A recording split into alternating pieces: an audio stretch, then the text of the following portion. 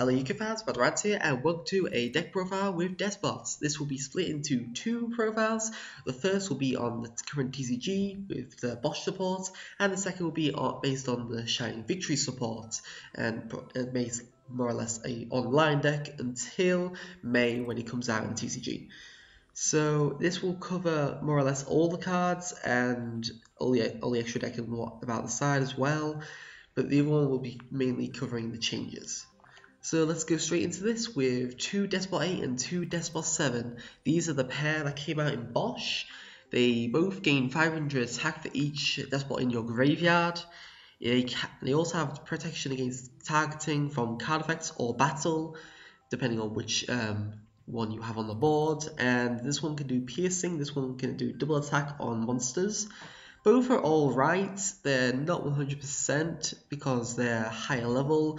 It's going to be a bit of more or less a dead draw. They're more used for pendulum scale, particularly 7, since 5 can go into Cyberdragon Infinity. Then we have 3-6 and 3-5. 6 has a bit like a Book of Moon effect. Just switches the position, doesn't set them. When it's normal special summoned, it gains 500 attack for each Deskbot monster in your extra deck, which means it usually isn't very powerful, save for Deskbot 5, more in defense. And when they're destroyed in the pendulum zone, they can target a Deskbot card in the graveyard. 6 can add it to the hand, whereas 5 can special summon it. So that's very good. 5 also has the effect of MST, essentially, when it's normal or special summoned. Neither are once per turn. Well, their primary effects are not once per turn, their gaining from the graveyard is once per turn. So these are better to have on scales, to be honest, because the Wavering Eyes is still a threat.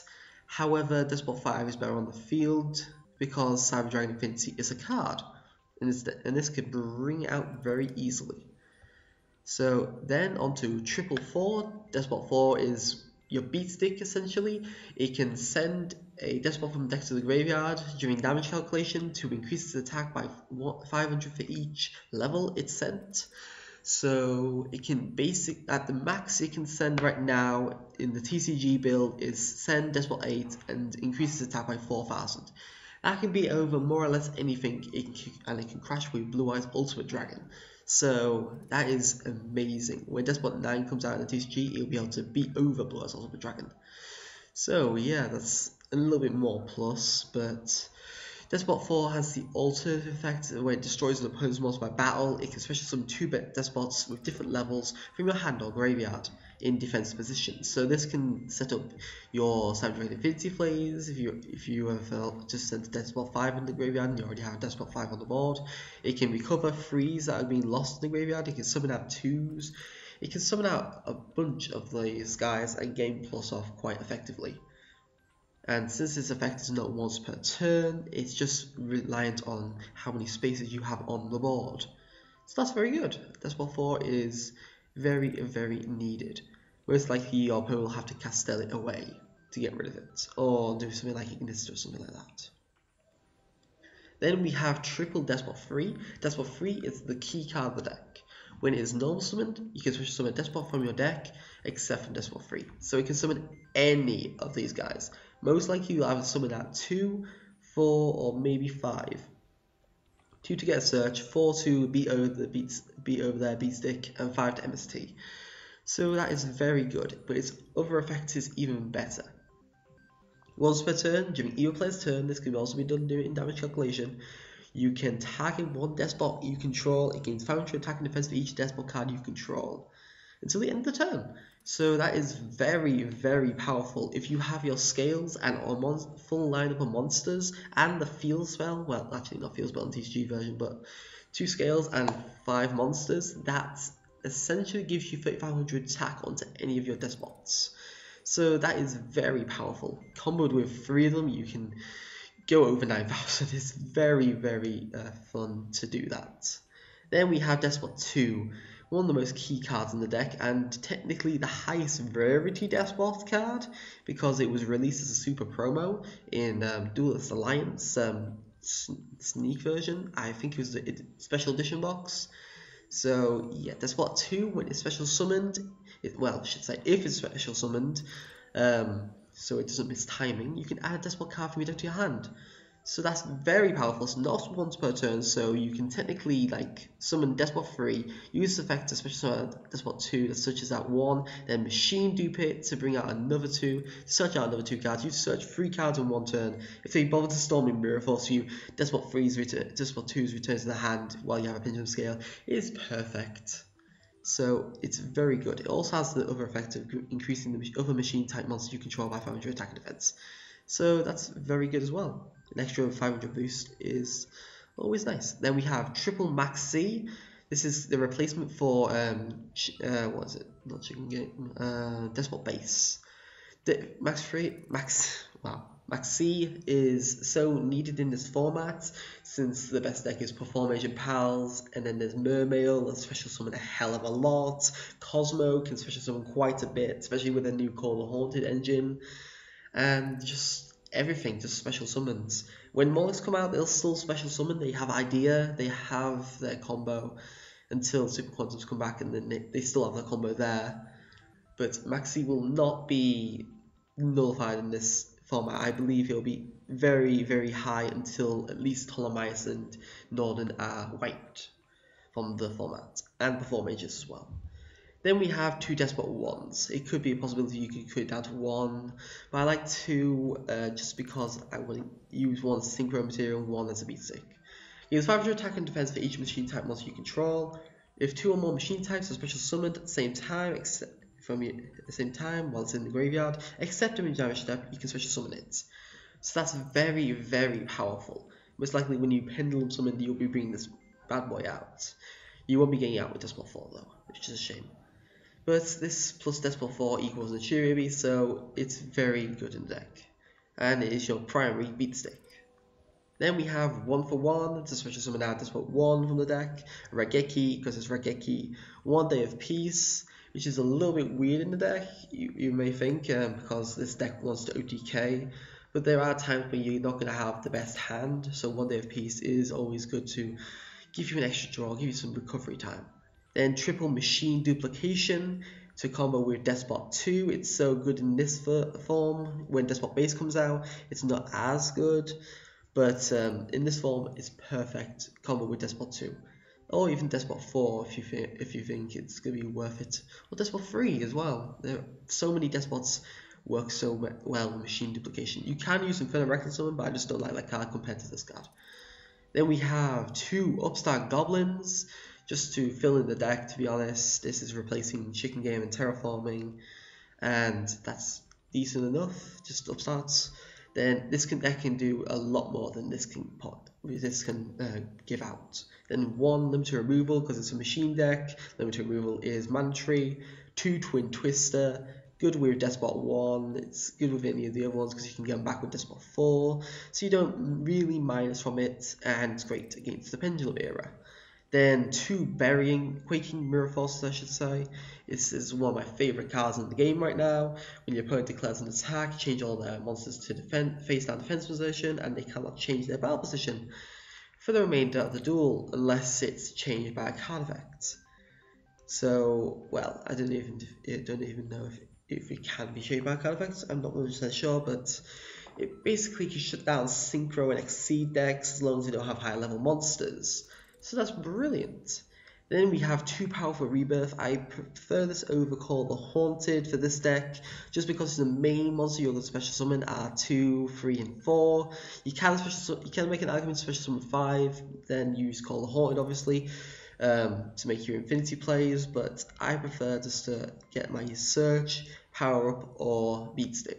So yeah, plus if it's already on the field and they just like top deck a MST, they don't destroy your monster, whereas a Call the Haunted would.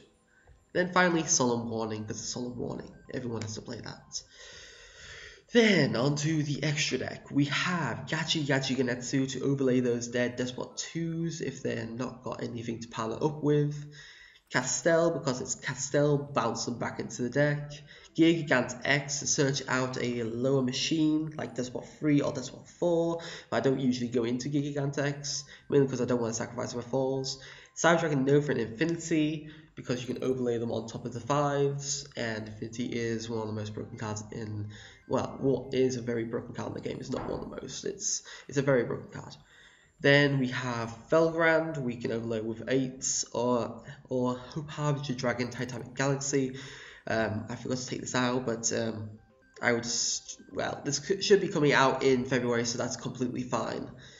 But Felgrand, more or less, is that it can negate the effects of monsters and then make them unaffected. So it can protect itself from Regeki, or it can nullify like Joker and stuff like that, just to hopefully gain some ground. Hope Harbinger, when it comes in the TCG, most likely will be February, because we did get premium pack cards last time we got gold set. It has the effect to negate a spell card effect on the field and add it as an exceed material. And when an opponent's monster declares an attack, you detach an exceed material from this card, change the attack target to this card, and perform damage calculation. Face of exceed monster you control be destroyed by battle or card effect. You can target one exceed monster you control. This target gains attack equal to one of those monsters destroying monsters' original attacks. So that's very powerful, but it's mainly used for its primary effect to seal spell cards, and that's very good in the Pendulum era. But we can't use this in the TCG until it's released, so just ignore that card, essentially. And then we have Herald of Arclight. Herald of Arclight is what it used to go into with Deskbot 1, Deskbot 3, no longer very needed, but you can have a free negation of it, more or less anything. You get a free negation for more or less anything by tributing it, so that's alright. The Cheerio Beast, because it's so strong in the format, just negate all spell cards by milling 2 cards. Then we have Metaphys Horus, very good in Pendulum decks, because if it's used with a Pendulum monster, you can choose one monster your opponent control. They can choose one monster they control and give control to you, but you can't attack that turn. Or you can tag one face-up card in the field and negate that target's effects, which is very, very powerful. I think you can use 2 effects at the same time. I'm not 100% sure. I always have issues with that.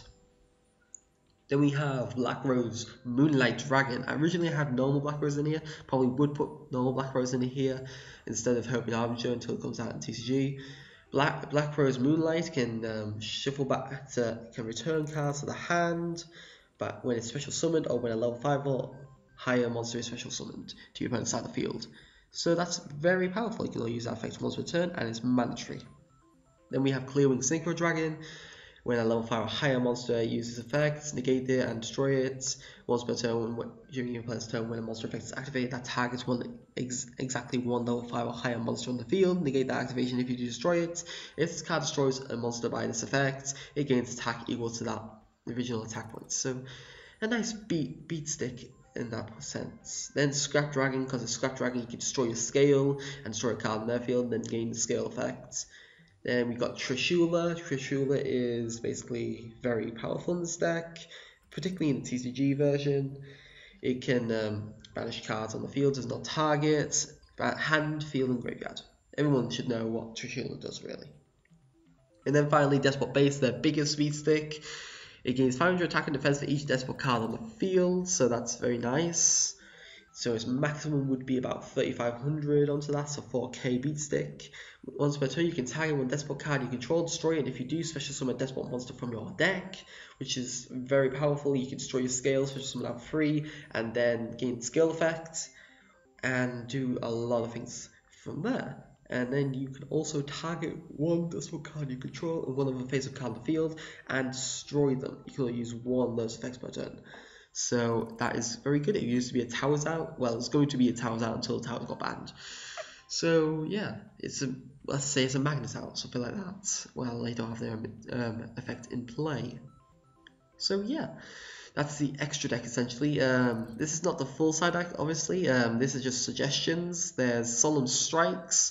I don't use these in my video builds because, well, for most of them, because this is for competitive play. It's not very fun to win with Solemn Notice. I only play them if the deck has little to no defense.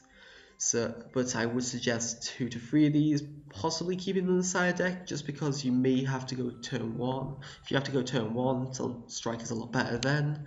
Then the final Twin Twister, because if you're going against a Pendulum deck, you need all the help you can get. And then Speed Road Menko, quite commonly used now for this deck. When opposing monster declares a direct attack while this card is in your hand, special summon it in a tap position, and if you do, change all face-up tap position monsters or face-up monsters your opponent controls to defensive position, which is very nice, very good as a battle fader, and it also gives you fuel for Gigant X plays. So yeah, this is the TCG build. Going on to the OCG build, well, OCG supported build.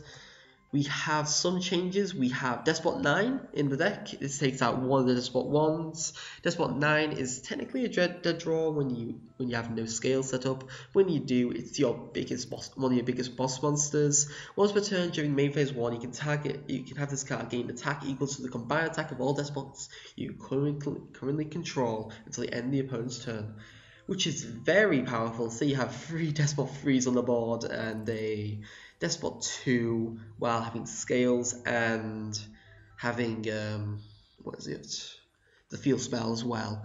That is unbelievably powerful. You're giving an extra 500, 1000, 1500, 2000 onto that, plus an extra 35. 1, 2, 3, 4, 5, 6, 7, 5, 8, extra 4,000 to each of those, so 12,000 plus 2,000, 14,000 onto Deskbot 9, which is unbelievably strong. I think that's the max you can get it for. And then flip limiter removal, and it's just overkill by a mile. If this card battles a opponent, essentially, your opponent can't activate cards or effects until the end of the damage deck, so it has an immediate effect, protects it. Monsters you control cannot attack if you use the original effect, which increases attack, so it's an all-out attack essentially. And if this card will be destroyed by battle or card effect, you can destroy a Deskbot card you control instead, which allows us to keep it round on the field, but that's a bit of a outdated effect compared to stuff like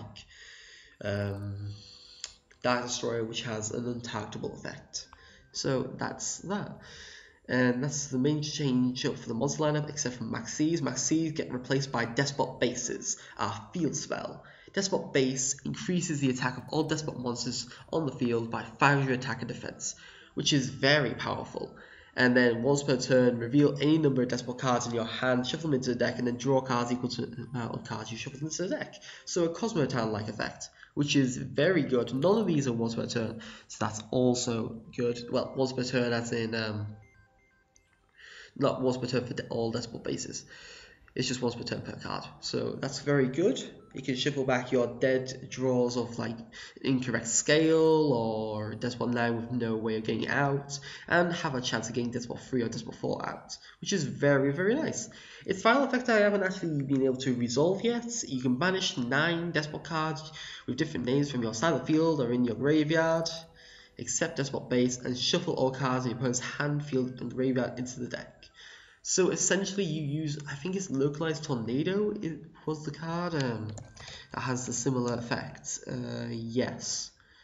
More or less the same effect of Localized Tornado, just from one of your cards instead of their own. Which is very, very, very powerful. But as I say, it's more for late game, I haven't been able to do it myself. I don't need to really do it, I can OTK before that. It's a bit overkill at that point. There's no other changes except from terraforming and chicken game. Because we have a field spell, we might as well run a field spell engine at least, so this replaces upstart goblins because they're searchable essentially. So yeah, that's more or less the OCG build. Hope I was back in there as well. You can use Crystal Wing as well as a possibility for that, because you sync it with 1/6 and then reborn the 1 to sync with the other one. So you can do that, but it's a bit of a long-winded process. So yeah, I hope you enjoyed this deck profile. Please leave your comments below if you got any suggestions for the deck or suggestions for my channel in general. Please like, subscribe if you enjoy this and want to see further content. Thank you for watching. Matt Durant signing out.